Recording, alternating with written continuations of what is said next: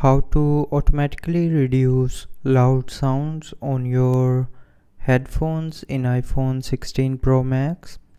So first of all, open settings.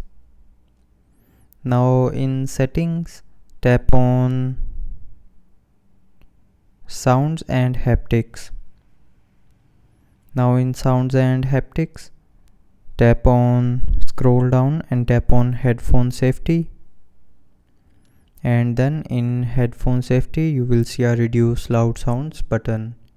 So tap on this button to turn it on, and after turning on this button it will automatically reduce loud sounds on your headphones. You can adjust the decibels,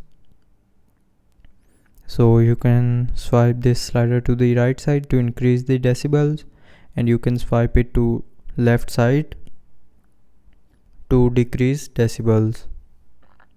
So with this button you can automatically reduce loud sounds on your headphones in iPhone 16 Pro Max. So I hope you liked the video. Thanks for watching.